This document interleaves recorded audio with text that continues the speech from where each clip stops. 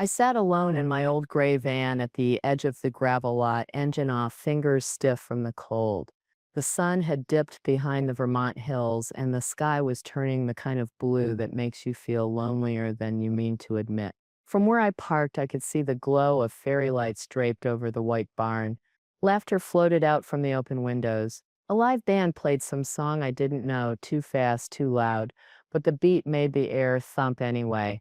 I rested the wedding gift on the passenger seat, a small, neatly wrapped box of embroidered handkerchiefs I'd stitched one by one over the past month. Each one had tiny blue forget-me-nots, her favorite as a child. A ribbon the same shade as her bouquet tied it all together. No one had taken it. It was left behind on the coat check table.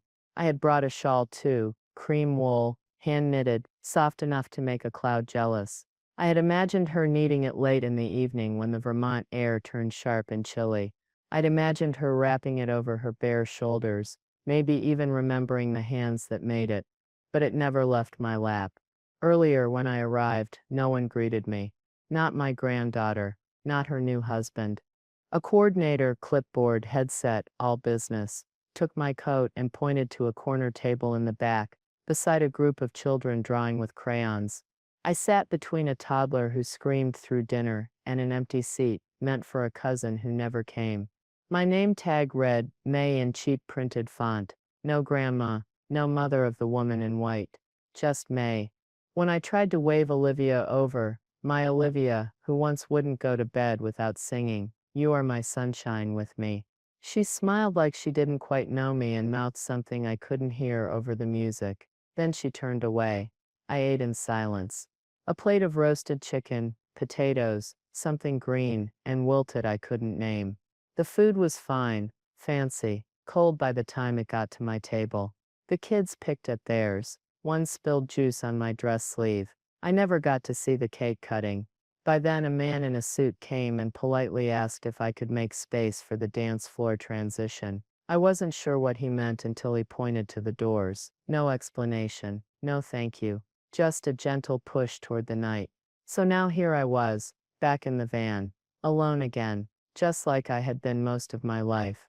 I don't cry much anymore. Not since my daughter left when Olivia was just a baby. Not when I lost the teaching job. Not even when the roof caved in during that storm 3 winters ago. I've seen hard times. But something about this moment, about being here and not being seen, cracked something open. Because I didn't come here just as a guest. I came as the woman who sewed that dress, by hand, every stitch. Olivia had called me months ago, her voice all sweet and hurried.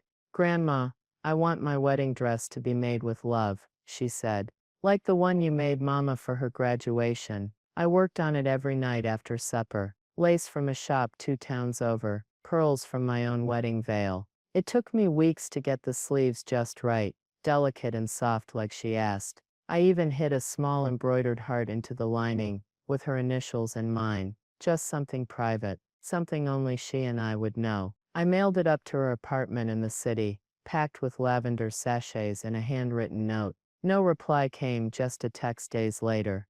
"It fits. Thank you." That was it. Now in the silence of my van, I took a deep breath and looked down at my hands. Wrinkled, call used, still dusted with faint bits of thread.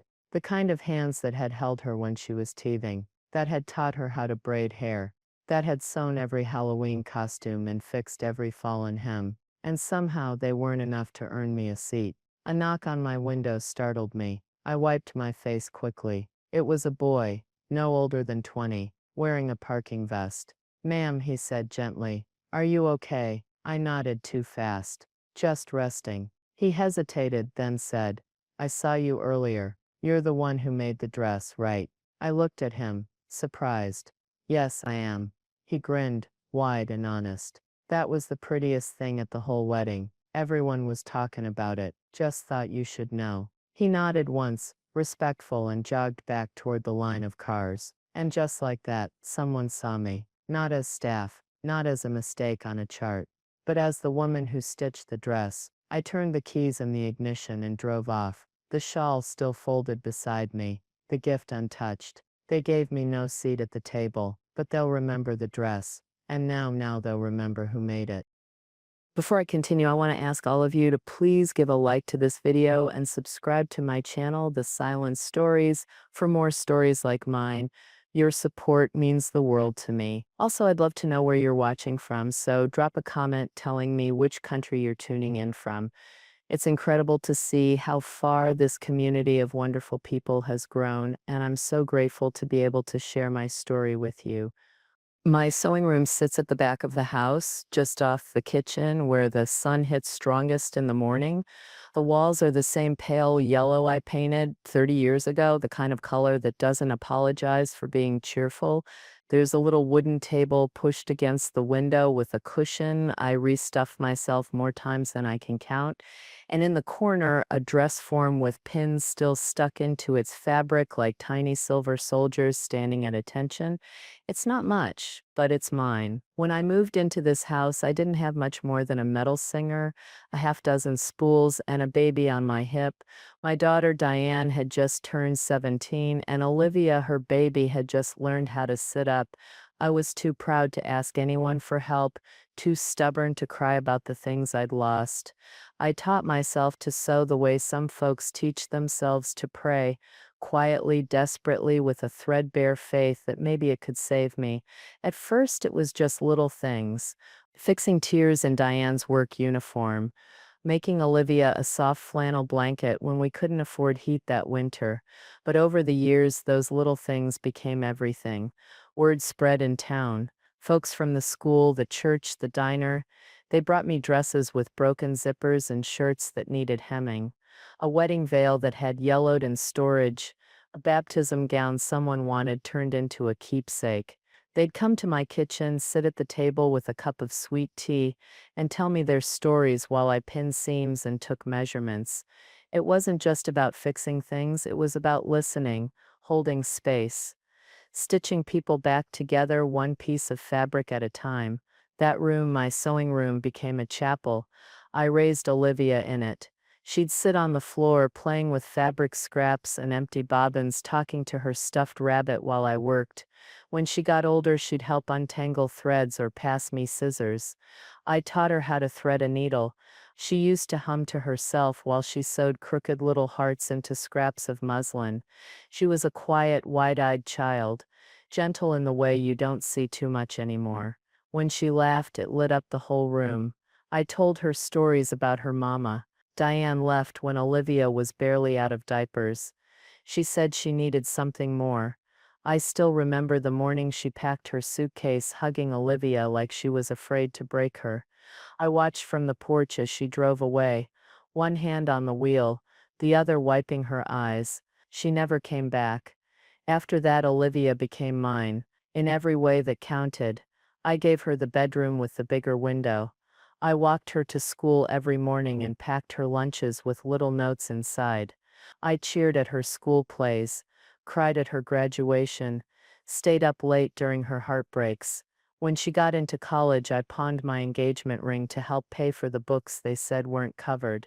When she moved to New York, I drove her there myself, car packed to the roof with boxes, and a crock pot of gumbo in the back seat so she'd have something warm her first night. I didn't mind the distance. I knew she was growing wings. That's what you do when you love someone. You stitch the wings even when your own hands ache from the loss. But still, I kept her in my stitching. A dress for her first job interview, navy blue with small pleats. A tailored jacket she wore to a friend's wedding. Every year on her birthday, I made her something, a scarf, a pair of gloves, once even a quilt of all her old college tees. She'd send a quick text, "Thanks, Grandma," with a heart emoji. It wasn't much, but it was something. So when she asked me to make her wedding dress, I thought maybe that meant I hadn't been forgotten. Maybe that thread stretched across years and states and silence, still held. In that small yellow room, I stitched every seam with care.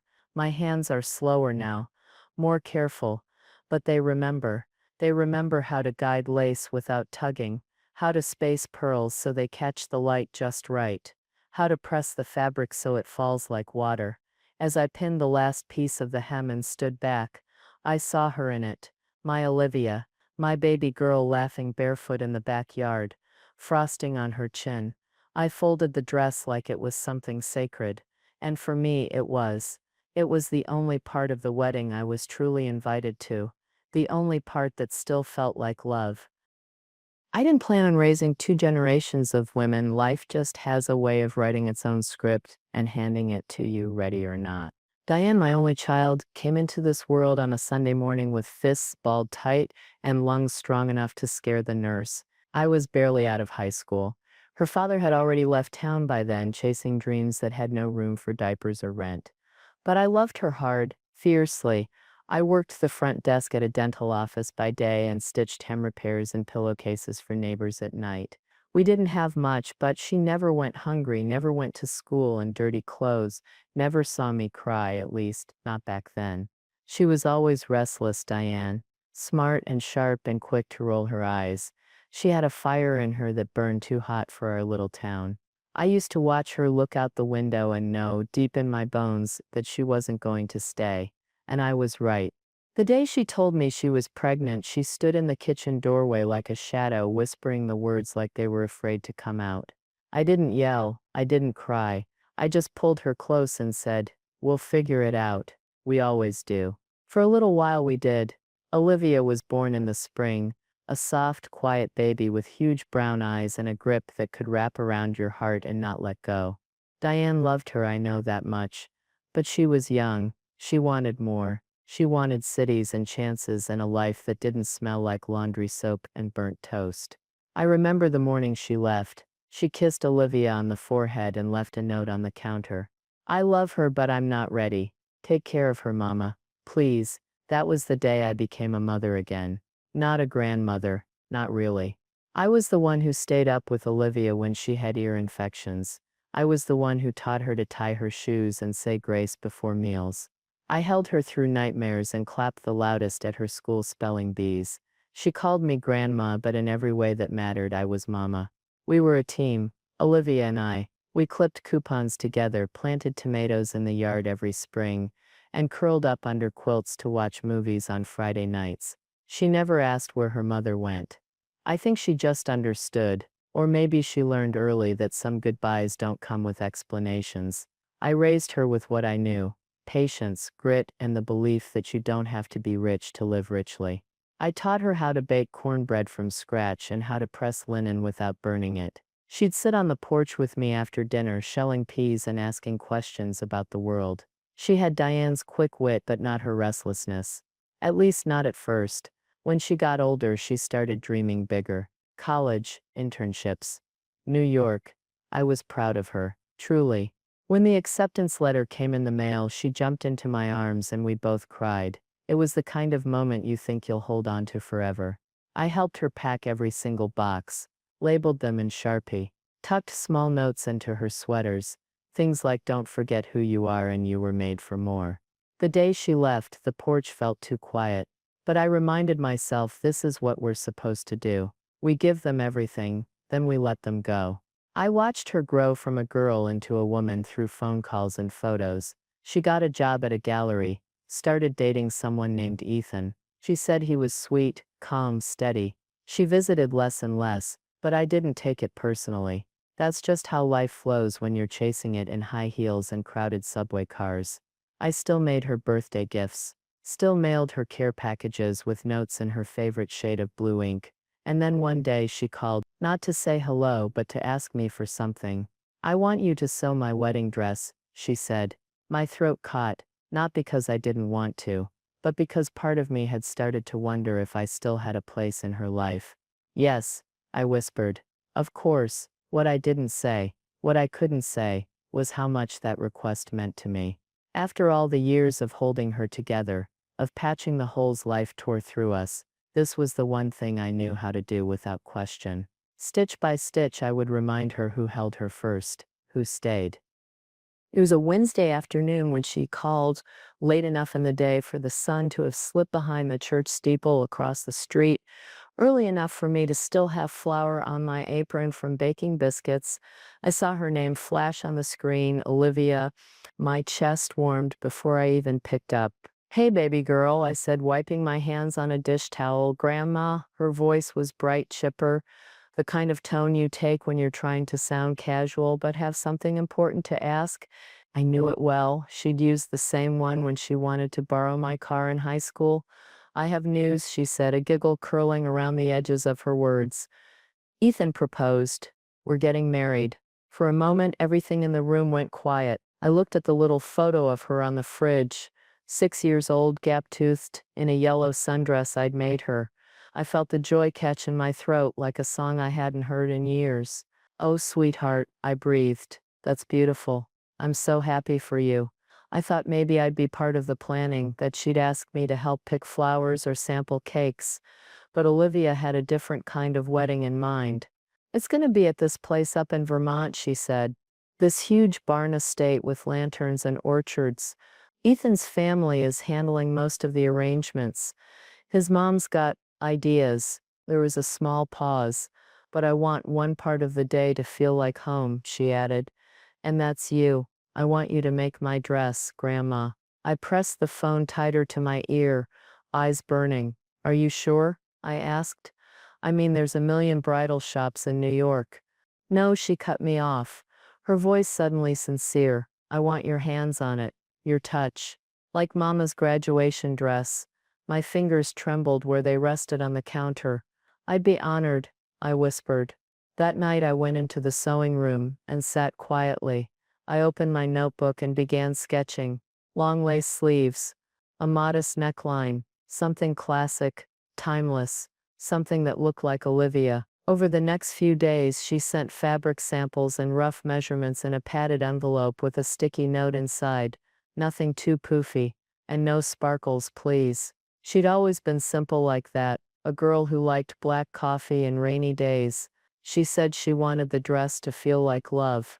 I ordered satin from a mill in Georgia I trusted, lace from a woman I'd met online who made it by hand.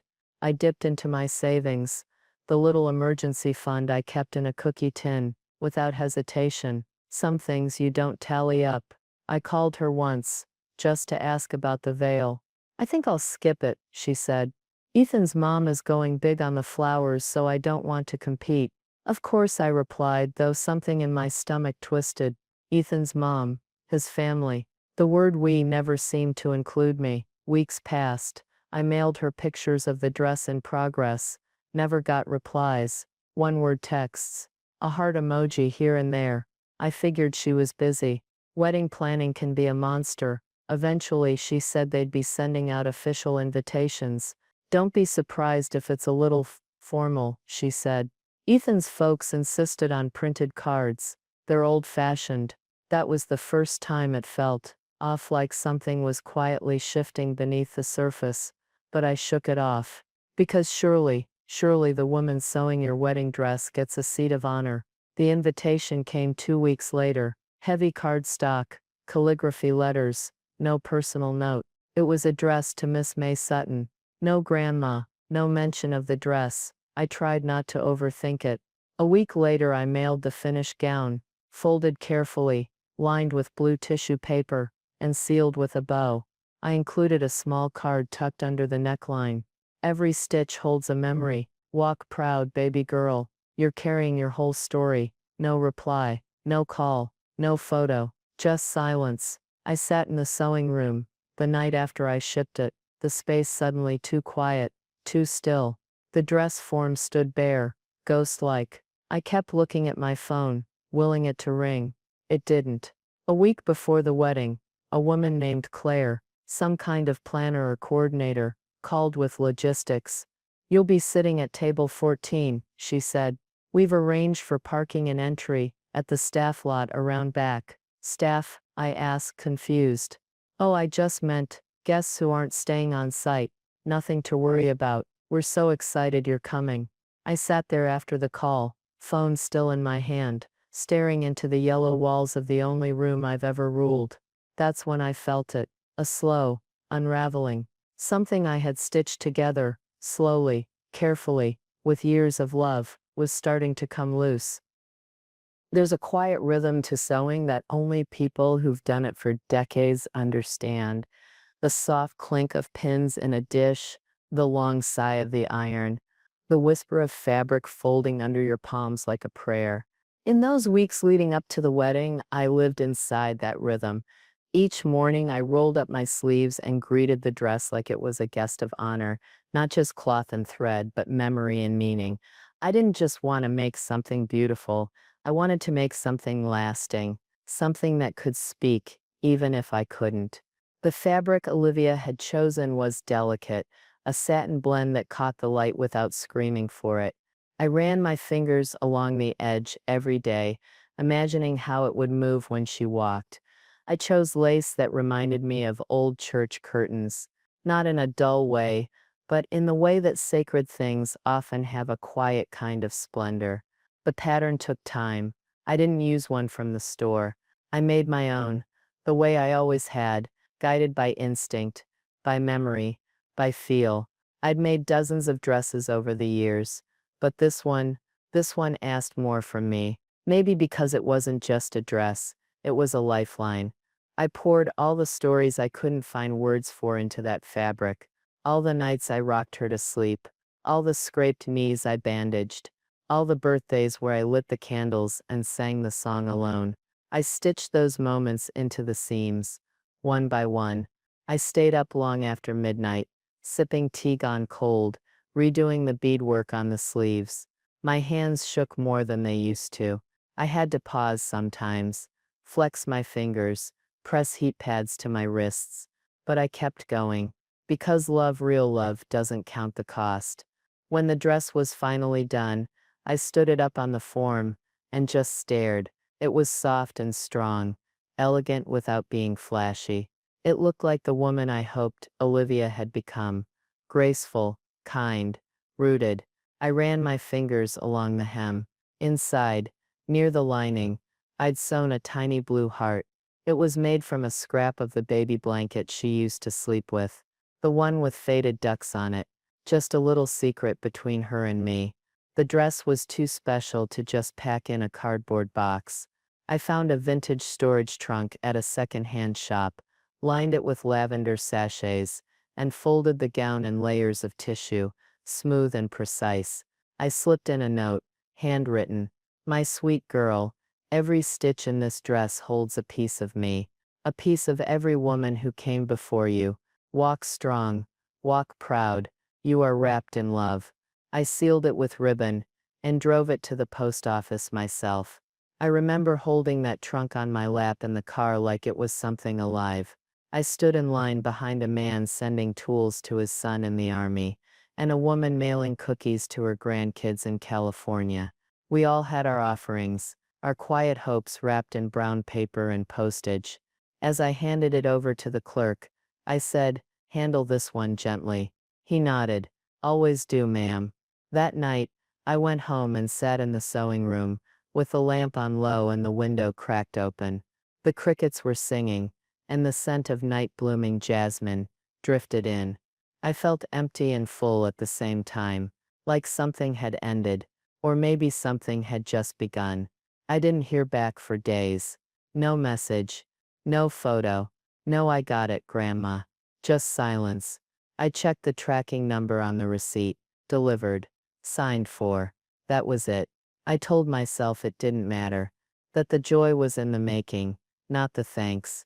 That love once given didn't need applause. But deep down, something was starting to ache. Not loud, not sharp, just a quiet unraveling. The kind that starts in your chest and works its way out, like a seam coming loose behind the lining. Still I smiled when people in town asked, "You must be so excited," they said. "Your granddaughter's wedding." And I nodded. Because I was. Because I had to be. Because when you love someone that long, that deeply, you don't let yourself believe they'll forget you. Not entirely. Not after all that stitching. The walk to the van felt longer than it should have.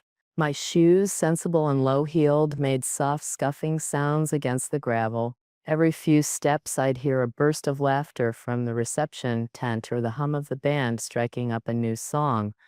It all seemed so far away, like a memory I wasn't part of anymore. I clutched my shawl close to my chest. Not because I was cold, the air was crisp but bearable, but because it gave my hands something to hold, something other than grief. The van sat alone near the edge of the lot, a tired old thing with chipped paint and a creaky door. I had borrowed it from my neighbor. She used it for flea markets. Said it had good bones, even if it rattled on hills. I opened the door and climbed in slowly, careful not to catch my dress on the step. I placed the gift, the quilt she'd never opened, on the passenger seat, then sat down and stared straight ahead. Inside the van it was quiet, too quiet. I could still hear the echo of her laughter in my head. Not from the wedding, no, from long ago. On the porch, chasing bubbles. In the bath when I washed her hair and she'd splash at me, giggling.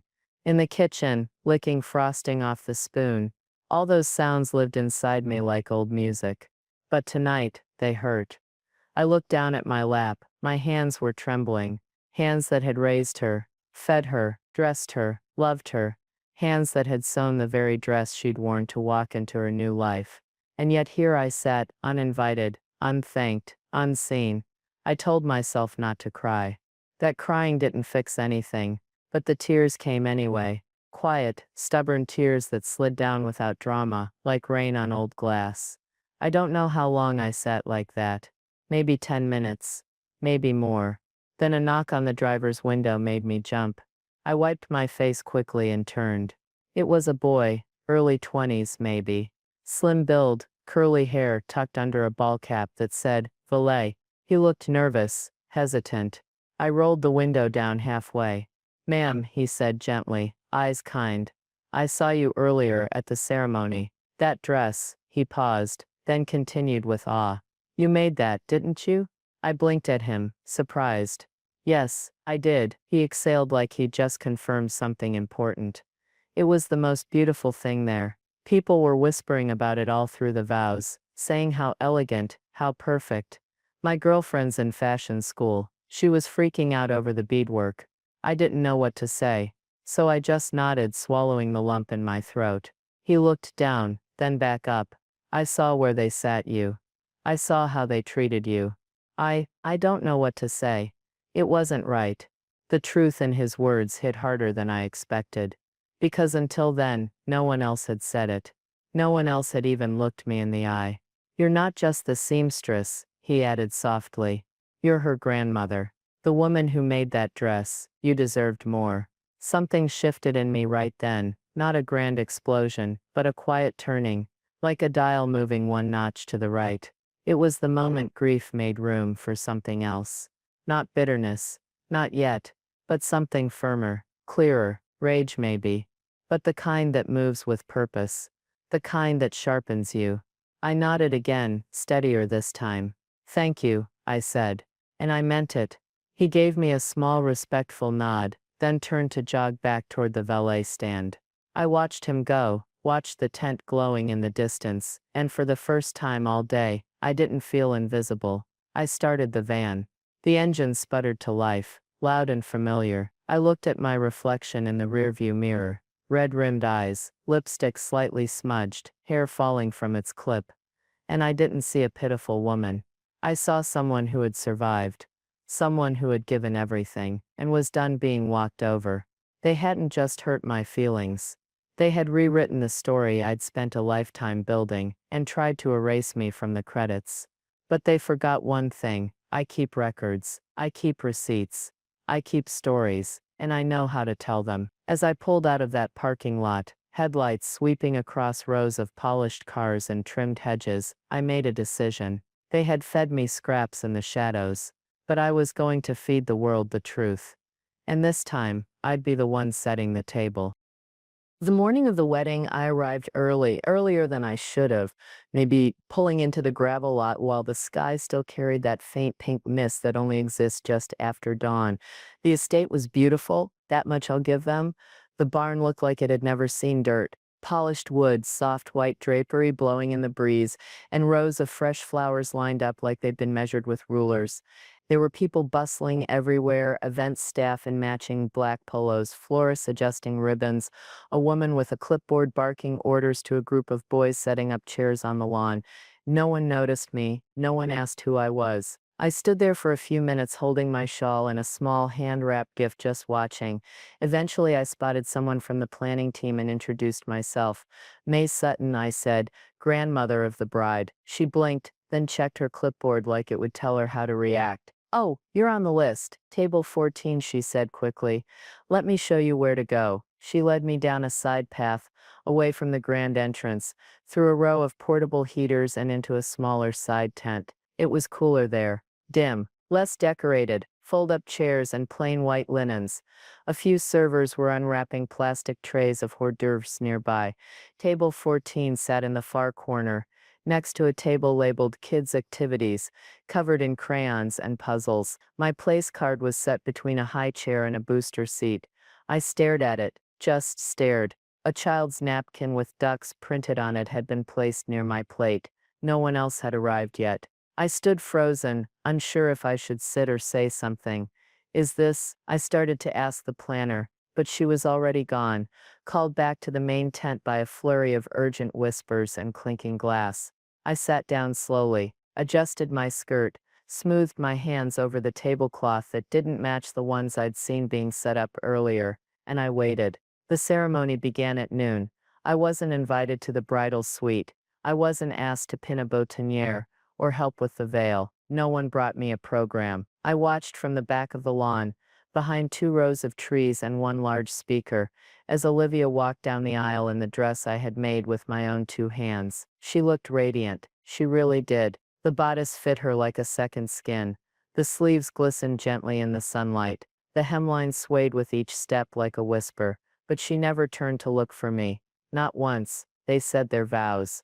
The crowd clapped. The string quartet played something elegant and slow, and I stood beside a stack of folding chairs no one had bothered to move. At the reception, I made my way back to table 14. It was now full, mostly with children and one of the photographer's assistants, who smiled politely and scrolled through her phone. I wasn't introduced to anyone.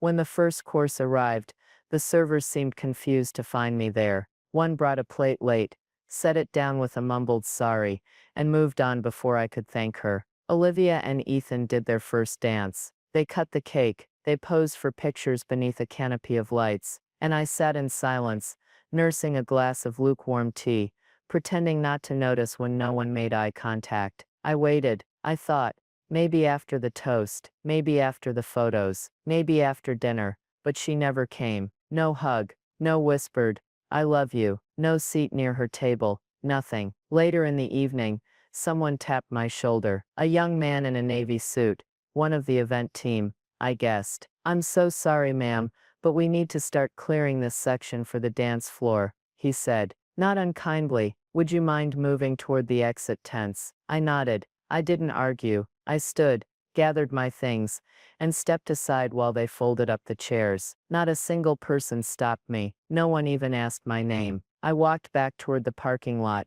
carrying the same gift I had brought in hours before, the one I had wrapped in ivory tissue and tied with a bow. Inside was a quilt, hand-stitched from scraps of Olivia's childhood clothes. I had saved them all these years, little pieces of the girl I had raised. The girl who now smiled in a crowd of strangers while I stood alone at the edge of her new life. And I realized something as I opened the van door and placed the gift gently on the seat beside me. I hadn't just been forgotten, I had been edited out, carefully, deliberately, like a smudge on a perfect photograph. And just like that, something inside me snapped, not with noise, but with the clean, silent precision of a thread pulled too tight, and then gone. 2 days after the wedding, I was back in my sewing room, the yellow one, warm from the afternoon sun, curtains swaying in a breeze that smelled faintly of magnolia. The quilt I'd made for Olivia still sat folded in the corner, untouched, ribbon intact. I hadn't decided what to do with it yet. Maybe I'd keep it, maybe I'd give it to someone who'd understand what it meant to be remembered. The dress form stood bare, but I didn't feel empty. Not anymore. That boy, the valet, his words had stuck with me, not because they were kind, but because they were true. He had seen me, just as I was. And sometimes that's all it takes to change the shape of a wound. Someone saying, I see you, and that wasn't right. I sat down at my desk, the old one with the chipped edge and the pen that skips if I don't press hard enough. I pulled out a clean sheet of paper, and I wrote, not to Olivia, not a letter she'd crumple and toss aside. I wrote a story, my story. I wrote about the dress, about the threads, the beads, the hemline I stitched with aching fingers. I wrote about the table I was placed at, the high chair, the silence, the cheap tea in a paper cup while they toasted champagne. I wrote about the young boy with the valet badge who looked me in the eye when no one else did. I wrote every detail not out of spite, but for the record, for anyone who's ever been edited out of their own family photo. And then I did something I never thought I would. I shared it, just a few paragraphs, posted online beneath a photo of the dress on its form in my sewing room. The caption read, "This is the dress I sewed for my granddaughter's wedding, every bead placed by hand, every inch stitched with love." I wasn't given a seat at her table, but I was the one who made what she wore to walk into her new life. That should count for something. I didn't expect much. A few likes. A kind comment from a church friend, maybe.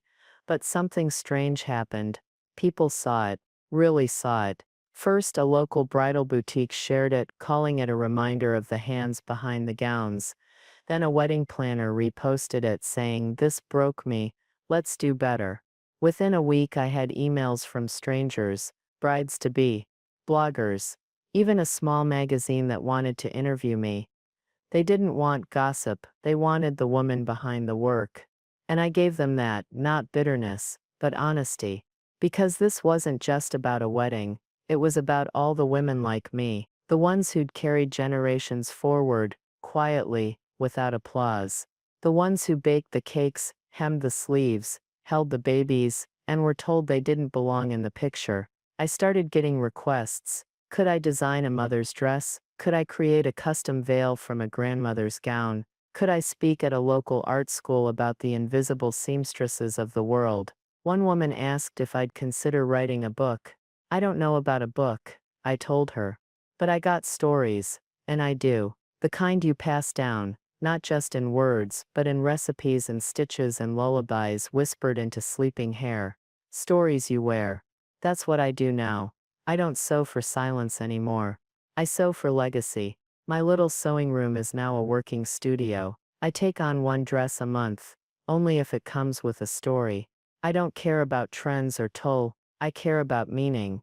And people come, from states away even, to sit at my kitchen table, tell me about their mothers and grandmothers, and let me make something lasting from their words. I never spoke to Olivia again. She never called, never said thank you. I suppose she never saw the post. Or maybe she did. Maybe it stung. Maybe it didn't. Either way, I'm not angry. Not anymore. I did what I came to do. I loved. I gave. I sewed a masterpiece. And when they told me I wasn't welcome at the table, I made my own. A stronger one, with room for every woman who's ever been left in the back room, holding a needle and a memory. Because legacy isn't something you're handed. It's something you make, stitch by stitch. And this one's mine.